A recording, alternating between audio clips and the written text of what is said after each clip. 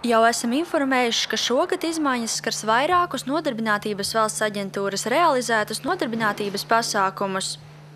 Lai pilnveidotu bezdarbnieku apmācību, turpmāk ar Eiropas sociālā fonda atbalstu tiks ieviesta jauna apmācību kuponu sistēma, jeb princips nauda seko bezdarbniekam.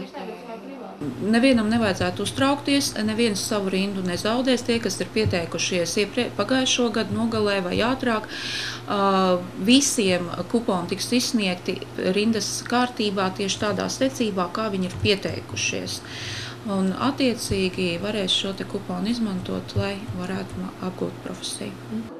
Turpmāk bezdarbnieks, kurš vēlēsies iesaistīties apmācībā un apgūt kādu konkrētu izglītības programmu, varēs saņemt noteiktas finansiālās vērtības apmācību kuponu.